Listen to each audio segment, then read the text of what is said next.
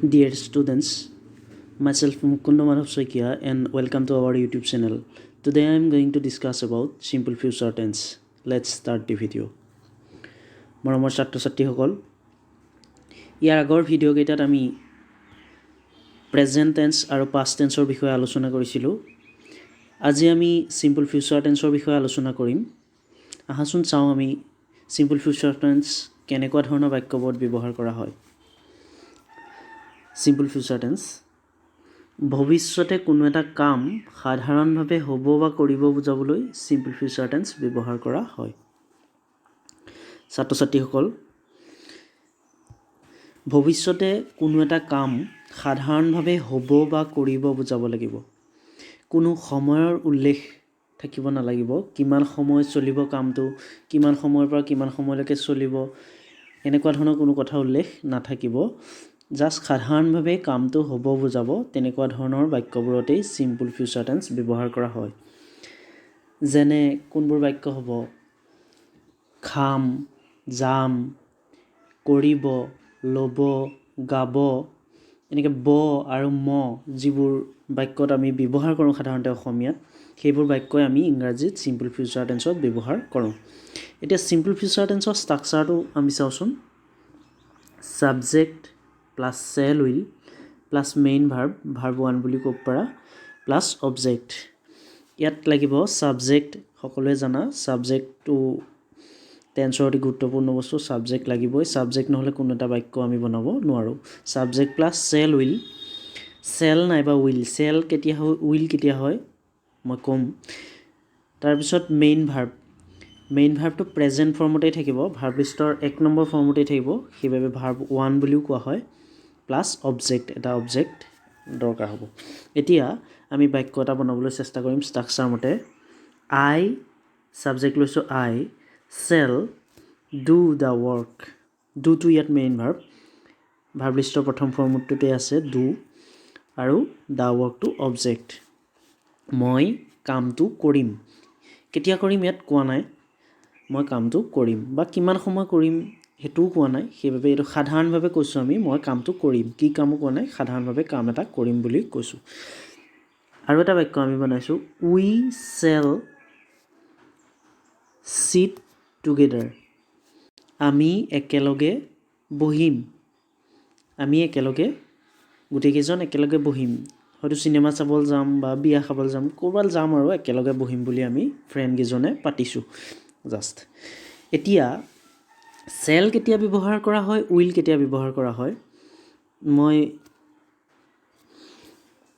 তোমালোকক কৈছোঁ। First person, যদি ছাবজেক্টটো ফাৰ্ষ্ট পাৰ্চন হয়, ছিংগুলাৰ নাম্বাৰ হওক প্লুৰেল নাম্বাৰ হওক কথা নাই, যদি ফাৰ্ষ্ট পাৰ্চন আই আৰু উই হয় তেতিয়া আমি চেল ব্যৱহাৰ কৰোঁ সাধাৰণতে যদি ছাবজেক্টটো ফাৰ্ষ্ট পাৰ্চন হয়, আই আৰু উই হয়, তেতিয়া আমি চেল ব্যৱহাৰ কৰোঁ। বাকী ছেকেণ্ড পাৰ্চন আৰু থাৰ্ড পাৰ্চন, সেইকেইটাত ছেকেণ্ড পাৰ্চন আৰু থাৰ্ড পাৰ্চনত উইল ব্যৱহাৰ কৰা হয়।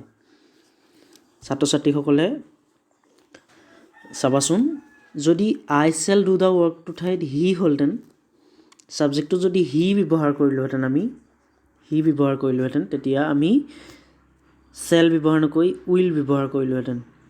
হি উইল ডু দ্য ৱৰ্ক।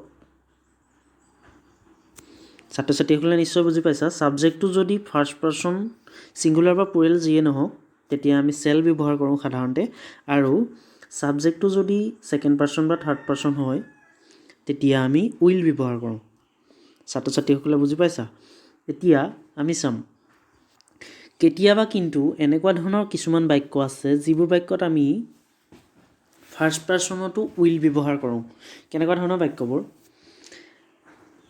এতিয়া চাবা, আই হ'লে সাধাৰণতে চেল ব্যৱহাৰ কৰোঁ আমি, কিন্তু আই চেল গ' টু শিৱসাগৰ টুমৰো, মই কালিলৈ শিৱসাগৰলৈ যাম। যদি বাক্যটো নিশ্চিত ৰূপত বুজোৱা নহয়, ছাত্ৰ ছাত্ৰীসকলে মন কৰিবা, যদি বাক্যটো মই শিৱসাগৰলৈ যাম বুলি কৈছোঁ, যদি মই নিশ্চিতভাৱে কোৱা নাই, মই যোৱাটো চিয়'ৰ নহ'বও পাৰে বা যাবও পাৰোঁ নাযাবও পাৰোঁ, তেনেকুৱা ধৰণৰ মনৰ ভাৱত বাক্যটো আমি প্ৰকাশ কৰিলে চেল ব্যৱহাৰ কৰোঁ ফাৰ্ষ্ট পাৰ্চনত। কিন্তু যদি আমি নিশ্চিত ৰূপত ব্যৱহাৰ কৰোঁ, মই কাইলৈ শিৱসাগৰলৈ যামেই বুলি যদি কওঁ, মানে চিয়'ৰ মই যাম, তেতিয়া আমি জোৰ দি বাক্যটো ক'বলৈ হ'লে উইল ব্যৱহাৰ কৰিব লাগিব। I will go' to Sivasagar tomorrow. মই অহাকালিলৈ শিৱসাগৰলৈ যামেই। তাৰমানে মই নিশ্চয় যামেই আৰু বৰষুণ দিলেও যাম, ৰ'দ দিলেও যাম, যিয়ে নহওক মই যাব লাগিবই, মানে মোৰ বহুত প্ৰয়োজনীয় কাম আছে।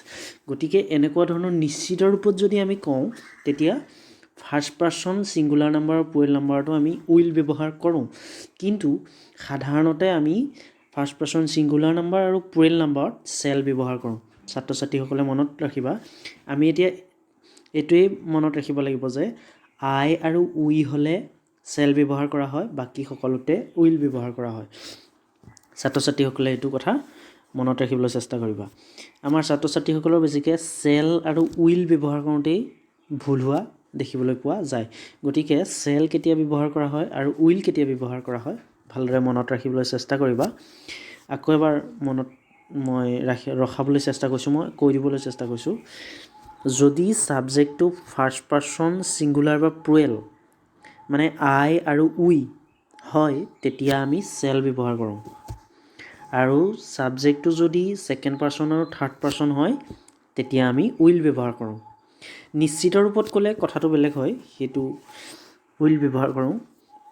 সাধাৰণতে আমি চেল ব্যৱহাৰ কৰোঁ ফাৰ্ষ্ট পাৰ্চন ছিংগুলাৰ আৰু প্লুৰেলত, সেইটো তোমালোকে ভালদৰে খালী মনত ৰাখি থ'বা। ছাত্ৰ ছাত্ৰীসকলে নিশ্চয় বুজি পাইছা। আকৌ এবাৰ মই বুজাই দিবলৈ চেষ্টা কৰিছোঁ প্ৰথমৰ পৰা। ভৱিষ্যতে কোনো এটা কাম সাধাৰণভাৱে হ'ব বা কৰিব বুজাবলৈ চিম্পুল ফিউচাৰ টেন্স ব্যৱহাৰ কৰা হয়। মই যাম, সি যাব, সি খাব, সি গাব, বৰষুণ দিব, এনেকুৱা ধৰণৰ যিবোৰ বাক্য সাধাৰণতে ব আৰু ম আমি ব্যৱহাৰ কৰোঁ অসমীয়াত, সেইবোৰ বাক্যতে আমি চিম্পুল ফিউচাৰ টেন্সত লিখোঁ। ছাত্ৰ ছাত্ৰীসকলে বুজি পাইছা। এতিয়া তিনিটা হোমৱৰ্ক মই তোমালোকক কৰিবলৈ দিছোঁ। তোমালোকে হোমৱৰ্ককেইটা কৰি কমেণ্ট বক্সত উত্তৰকেইটা জনাবা।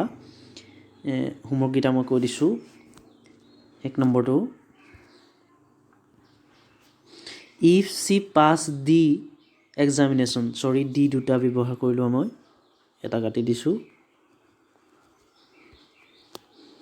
If she pass the exam, she does be very happy.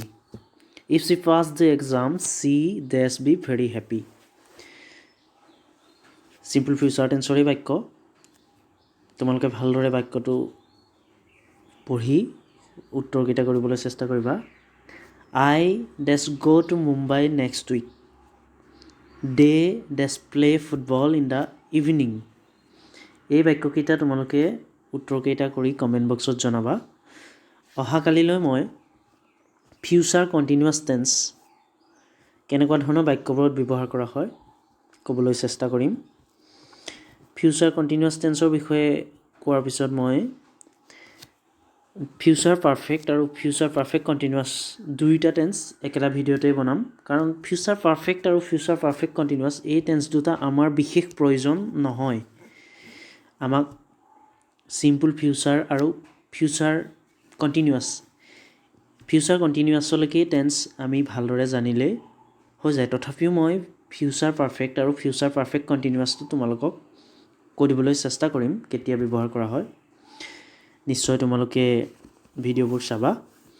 ধন্যবাদ। জয় আই অসম।